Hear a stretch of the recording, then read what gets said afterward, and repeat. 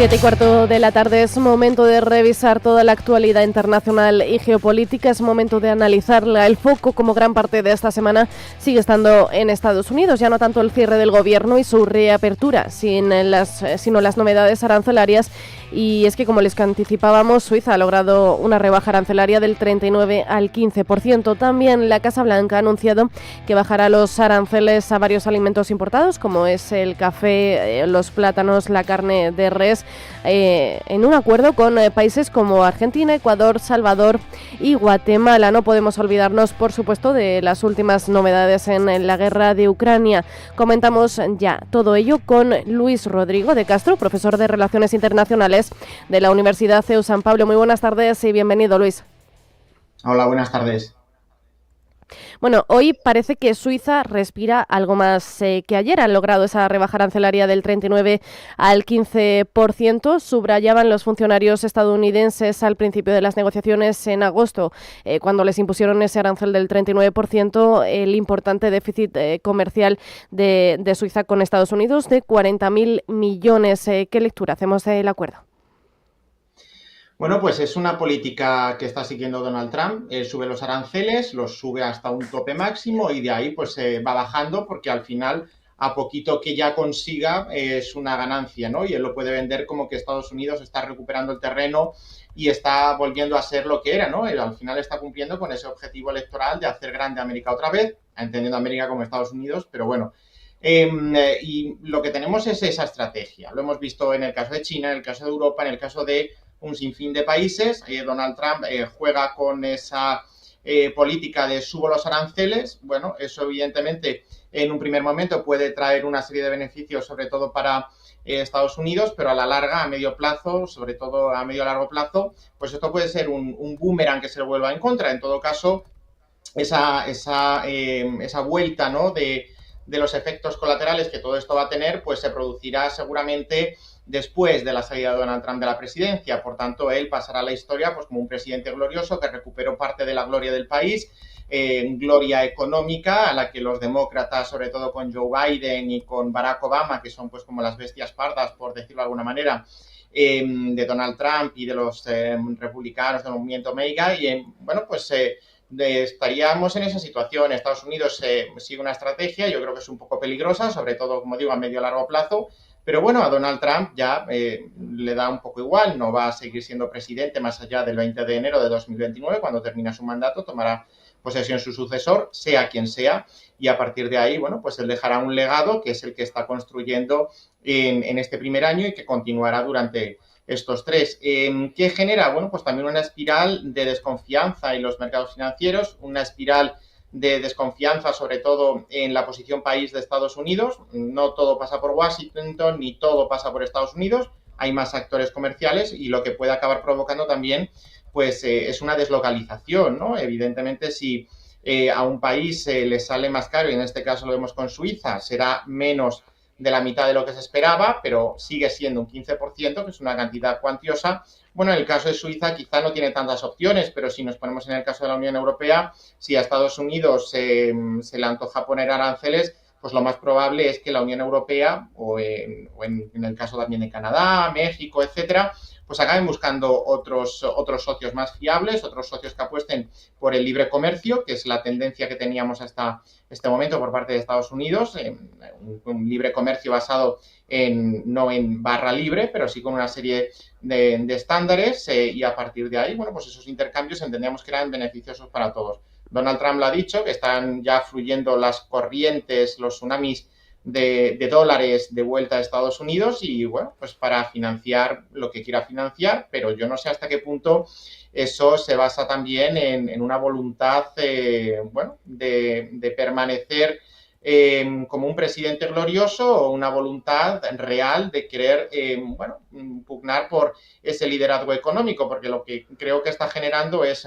mayor desconfianza y que los Estados miembros relocalicen ese comercio a la espera de qué pasará dentro de 3 años, pero los acuerdos no se firman para un año, no se negocian en un año. Entonces esa tendencia que está llevando a cabo de impulsar a otros países a llevar a cabo acuerdos entre sí, pues por ejemplo lo hemos visto en el caso de la Unión Europea, bueno, con Indonesia se está planteando, esos acuerdos al final lo que hacen es que se negocian ahora, entrarán en vigor cuando entren, pero no finalizarán con la presidencia de Donald Trump, sino que seguirán muchísimos años más y ahí Estados Unidos pues va a perder una baza, salvo que en el 2029 se recomponga y apueste por recuperar ese legado, sea J.D. Vance, sea un demócrata o sea Marco Rubio, da igual quién de ellos lidere la Casa Blanca a partir de ese momento, pero en el momento del cambio de tendencia podrían revertir todo esto. Evidentemente será visto como un traidor por parte del movimiento MAGA, que vende la gloria del país otra vez, pero bueno, es un círculo vicioso, un poco conflictivo y bastante peligroso.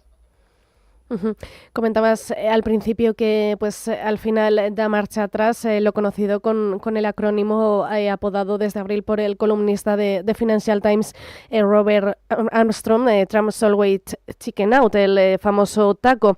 Al final es la estrategia que ha llevado a cabo con sus aranceles, con imposiciones grandilocuentes, seguidas de recogidas de cable, con las que al fin de cuentas, a menos a corto plazo, pues Estados Unidos parece que sale ganando en materia comercial. Además, hoy hemos conocido que Trump bajará los aranceles de algunos productos de alimentos, como es el caso del café, del plátano, de la carne de res. Firmará acuerdos con varios países de América Latina y de Centroamérica, como es el caso de Argentina, Ecuador, El Salvador, Guatemala.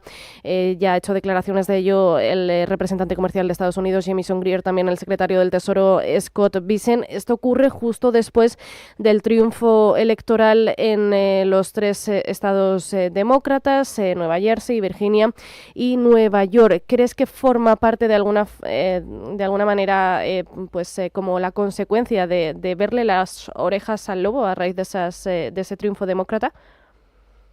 Yo no sé hasta qué punto forma parte de haberle visto las orejas al lobo en tres estados que, bueno, pues evidentemente Nueva York es un estado que tradicionalmente vota a los demócratas en las elecciones presidenciales, Virginia pues está ahí, bueno, New Jersey también, ¿no? Bueno, habrá que ver hasta qué punto, yo no sé hasta qué punto, valga la redundancia, es una medida de política interna, una política más de política exterior, ¿no? Porque, bueno, las elecciones han sido a gobernadores, alcaldes, han sido unas elecciones un poco light porque estamos en año impar y en año impar las elecciones pues son así más, bueno, no tienen tanto interés. El terreno se está abonando para las midterm del año que viene, de las elecciones en las que se pone en juego toda la Cámara de Representantes, con esas guerras también del gerrymandering, de estados que están rediseñando las circunscripciones electorales para arañar más escaños para el partido del gobernador que está ahora mismo en el cargo,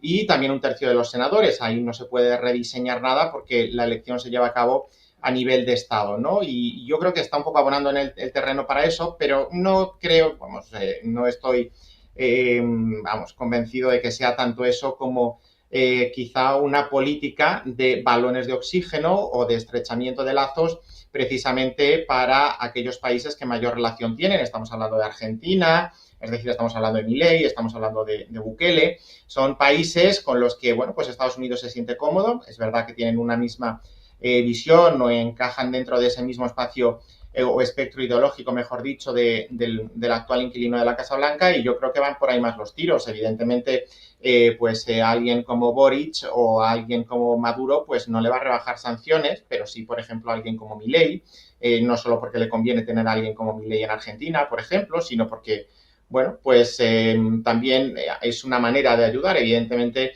electoralmente, Milei ha tenido un rédito importante, Bukele en El Salvador también. Bueno, estamos hablando de países del ámbito americano, de eso que Estados Unidos considera su patio trasero. Recordemos la doctrina Monroe, ¿no? Pero yo iría más por ahí, por la visión internacional, de bajar. Además son productos típicos de ciertos países, ¿no? De climas tropicales. Bueno, estamos hablando del café, los plátanos, evidentemente en Argentina pues sería más la soja, ¿no? Pero yo creo que van más por ahí las tendencias de intentar echarle una mano a aquellos presidentes de estados latinoamericanos que tienen una mayor afinidad ideológica o que tienen un mayor apoyo, ¿no? Por su parte, hacia la figura de Donald Trump. Bueno, pues tenemos a Claudia Sheinbaum en México, que la mujer pues hace lo que puede, pero es que es de la corriente contraria a Donald Trump. Entonces no creo que obtenga de manera tan fácil lo que puede obtener Javier Milei en Argentina, siendo mucho más afín. Uh-huh. Eso es, al final, lo que mueven los hilos son esas relaciones institucionales que mantiene Trump con el resto de países, con sus aliados. En el caso de Argentina, conocíamos el mes pasado esa línea de swap que le ofrecía, pues al final esa echada de cable a aquellos países que son más afines, como comentabas, al presidente Trump. Te quería preguntar también por ese supuesto dividendo arancelario de $2.000 que el presidente otorgará, podría aprobar a los estadounidenses, aquellos que generen ingresos por menos de $100.000. Afirmaba el secretario del Tesoro, Scott Bessent, que es probable que se envíen en forma de cheques. Al final todo esto ocurre en mitad de ese fallo de la Corte Suprema, que no sabemos todavía si fallará a favor o en contra de los aranceles. Se prevé que sea antes de que finalice el año y también en un momento en el que la economía de Estados Unidos no va bien. No tenemos datos del mes de octubre en cuanto a IPC, empleo, PIB, tal y como anticipaba la secretaria de prensa Caroline Leavitt hace unos días. Es probable que esos datos no se vayan a publicar y lo cierto es que los estadounidenses están resintiéndose por su propia economía. Y sobre todo hay que tener también mucho cuidado con este tipo de políticas porque, bueno, está muy bien dar un cheque de 2.000 euros a los estadounidenses porque, bueno, pues a todos nos gusta que nos den, bueno, pues cierta paguita, ¿no? O tener unos ingresos extra, pues como cuando coges, ahora que viene la Navidad, pues aunque sea poco, a 100 euros que ganes en la lotería, pues ya te hace ilusión. Imaginemos cuando te dan $2.000, ¿no? Sobre todo hay a ese perfil de personas, ¿no?, que mencionabas tú, pero hay que tener mucho cuidado con eso, porque eso puede hacer que la inflación se acabe disparando y que se tenga el efecto contrario, es decir, una subida generalizada de precios, a mayor renta disponible por parte de los ciudadanos, los precios se ven afectados precisamente porque suben, ¿no? Y lo estamos viendo, por ejemplo, en el caso español, que cada vez los precios son más altos, precisamente no solo, pero sí porque hay más renta disponible con esa subida del salario mínimo interprofesional. No estoy entrando en valoraciones de si es bueno, es malo, es justo o no es justo, sino que estoy diciendo que económicamente pues una mayor renta disponible por parte de los ciudadanos tiene ese efecto que está demostrado empíricamente, ¿no? Y esto puede pasar en Estados Unidos y luego habrá que ver si la Casa Blanca tiene las medidas suficientes o puede adoptar las medidas suficientes para compensar ese mayor precio, ¿no?, de los productos básicos de la cesta de la compra. Por tanto, yo creo que sobre todo es una medida populista, es una medida extremadamente populista, mejor dicho, que va sobre todo destinado a intentar no comprar votos, pero sí se parece bastante porque cuando a uno le dan dinero, pues evidentemente nada más que falta que le digan, bueno, ¿sabes lo que tienes que hacer ahora, no? Bueno, pues seguramente mucha gente o muchos votantes en Estados Unidos sentirán ese deber o les motivará a lo mejor más para ir a las urnas de cara a las elecciones midterm del año que viene, porque todavía no sabemos cuándo se va a dar ese cheque. Y bueno, yo creo que no es la primera vez que esto sucede en Estados Unidos, ya se dio hace unos años un bono similar, ¿no? Precisamente, bueno, lo podemos interpretar como una medida económica de corte keynesiano, que es que el Estado invierta fondos directos en la economía en lugar de apostar por otros instrumentos. Bueno, pues esa es una de las más características. Lo vimos con el Plan E en España en el 2008. Cuidado porque también puede acabar generando deuda, acabar generando un hoyo en las cuentas públicas, pero bueno, Donald Trump sabrá lo que hace porque es un hombre exitoso, es un hombre de negocios y, como digo, su mandato no va a ir más allá de 2029 y el que venga después, pues a lo mejor, como se dice coloquialmente, se tiene que comer el marrón. Uh-huh. Comentabas el tema de la deuda de las midterm. Ahora mismo Estados Unidos es uno de los países más endeudados con creo que más del 143% del PIB en deuda. De cara a las elecciones de medio mandato en 2026 es verdad que, bueno, queda un año, pero se puede estar preparando ya el terreno con estas medidas, con ese dividendo arancelario, con esas rebajas de cara a la cesta de alimentos, pero quizá hay otra cosa que podría estar también, no sé si fraguando la imagen, al menos política, del presidente Trump con el caso Epstein. ¿Esto le podría pasar factura en su popularidad? Pues en primer lugar, bueno, yo creo que Donald Trump es un superviviente nato. Él ha demostrado que es capaz de resucitar incluso en los peores momentos.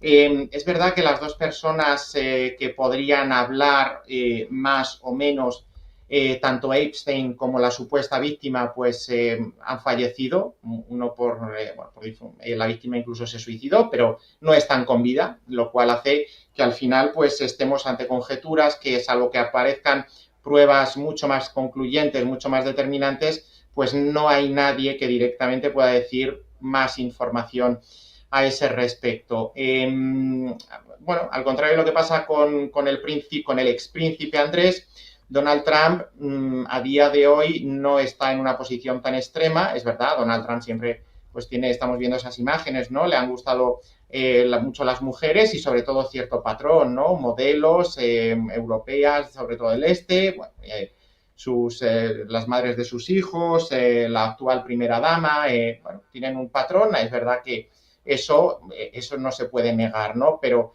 yo creo que Donald Trump hasta este momento no ha salido tan mal parado, ¿no? Pero hay que tener también en cuenta un factor, ¿no? Y es no tanto la influencia del presidente, lo que se va a someter el año que viene a las elecciones de medio mandato, no es tanto el presidente, es verdad que puede influir, pero va a ser sobre todo el perfil de los candidatos que en los distritos electorales compitan por el asiento, ¿no? Es verdad que puede haber un voto de castigo, no mayoritario, porque al final en Estados Unidos la lógica pues no es como en Madrid, o bueno, en España mejor dicho, pues los votantes que estamos censados en Madrid, en las elecciones al Congreso, que nos pregunten el nombre de los diputados que hemos elegido por Madrid y nos saldrán a lo mejor pues los cabeza de lista porque son los candidatos a la presidencia del gobierno, pero si nos vamos a otra provincia española, pues muchísimo menos, ¿no? Nos pueden sonar de más de 30 diputados que elegimos en Madrid, a lo mejor 5 o 6 y ni siquiera, ¿no? En Estados Unidos la cosa es muy diferente. En Estados Unidos se sabe muy bien quién es la cara de ese distrito electoral en la Cámara de Representantes. Es verdad que si es un republicano pues que ha simpatizado mucho con Donald Trump, pues puede que se queme si el caso Epstein llega muy al extremo, ¿no? Pero si se distancia, bueno, sabe jugar muy bien, pues no acaba siendo más que un elemento más. Si ese diputado o esa diputada ha llevado a cabo un buen trabajo de representar al distrito, de llevar y poner por encima los intereses en la Cámara de esa circunscripción electoral, pues difícilmente puede que todo se lo juegue a si ha apoyado o no a Donald Trump y si Donald Trump está más implicado o no en el caso Epstein, ¿no? Yo creo que eso, en todo caso, podría verse en una elección en la que Donald Trump fuera la cara visible, fuera el candidato. Eso no se va a producir ya más, salvo que aspire, con Donald Trump nunca se sabe, que aspire después de su presidencia a postularse como senador, no lo creo, o aspire a postularse a diputado en la Cámara de Representantes, cosa que tampoco lo veo y lo veo menos, ¿no? Porque es mucho más inestable el mandato y la lógica de la Cámara, ¿no? Pero yo creo que en el caso de Epstein, salvo que haya algo que radicalmente cambie las tornas, en todo caso podríamos estar, bueno, pues se me ocurre en un nuevo caso Watergate en el que el presidente acabara llegando incluso a dimitir, pero no creo que electoralmente pueda influir tanto como nos parece en Europa. No significa que no pueda influir, por lo que decía antes, pero sí es verdad que en Estados Unidos el papel de los representantes, hay una cultura política, una cultura electoral de más de 200 años, casi 250 años, y eso al final pues deja un pozo, y ese pozo que deja es tener esa mayor claridad de lo que hace el representante, porque el sistema también se configura así, hay una identificación del representante y representado mucho más cercana de lo que hay en el continente con estos sistemas que tenemos de representación regional o provincial. Y habrá que ver, porque también es verdad que en política, si un mes es una eternidad, pues 12 meses son 12 eternidades y puede surgir tanto un escándalo por parte de Trump relacionado con el caso Epstein, un bombazo nuevo, y todo lo contrario relacionado con algún demócrata, ¿no? Entonces, vamos a ver qué va pasando en los próximos meses, pero en todo caso no influiría tanto como influiría esto en unas elecciones directas presidenciales en los que quizá con la nariz tapada se votara al candidato contrario. Dejando de lado Estados Unidos ya con ese cierre con esa reapertura del gobierno esta semana, sí es verdad que se comentaba de cara al próximo cierre que podría ocurrir el 30 de enero, pero bueno, dejando ya apartando Estados Unidos, me gustaría comentar brevemente la actualidad en Ucrania, lo que está ocurriendo allí. Rusia sigue bombardeando drones y misiles la capital, Kiev, en medio de ese escándalo de corrupción al que se ha visto acusado esta semana Ucrania en el sector energético y una desviación de 100.000 millones de dólares. Hace escasos minutos, el vicepresidente del Consejo de Seguridad ruso, Dmitry Medvedev, afirmaba que el liderazgo ucraniano se enfrenta a un colapso inevitable, argumentando que la responsabilidad del cambio en Kiev puede venir del extranjero o incluso del interior de Ucrania, relacionándolo con ese episodio de corrupción. ¿Qué lectura podríamos hacer de ello? ¿Cómo se espera que se vaya desenvolviendo la actualidad en Ucrania y cómo puede afectar esto también a Zelensky? Bueno, a Zelensky le ha afectado ya, ¿no? No es el primer caso de corrupción que aparece relacionado con Ucrania. Es verdad que en Ucrania, pues este tipo de situaciones son más propensas o son más frecuentes de lo que pensamos. No es algo que se dé ahora durante la invasión rusa, no es algo que se dé durante el mandato de Zelensky, es que es algo que viene de lejos, ¿no? Es un poco una situación endémica, como desgraciadamente también podemos ver en España y en algún otro país, pero bueno, siempre hay que tener un poco esa visión optimista. Lo malo no es que salga, sino que lo haya, evidentemente, pero bueno, entre que salga y no trascienda a la luz pública, pues quizá hay que preferir siempre lo primero, ¿no? Porque al final, más tarde o más temprano, el que la hace la paga y se ve quién la ha hecho y quién debe pagarla, ¿no? Otra cosa es luego la velocidad con la que actúa la justicia. Pero Zelensky ha sabido demostrar que es capaz de reaccionar y que no le tiembla el pulso a la hora de cesar ministros y altos mandos en casos de corrupción. Esto también hay que marcarlo dentro del proceso de adhesión de Ucrania a la Unión Europea. Ucrania está ya en fases de negociación y hay una cosa que la Unión Europea mira muy mucho y es la limpieza del sistema democrático, precisamente para evitar luego problemas una vez que ese país está adherido ya a la Unión Europea, y Zelensky pues está en esas de convertir a Ucrania en Estado miembro y sabe que por ahí pues tiene un reto importante, ¿no?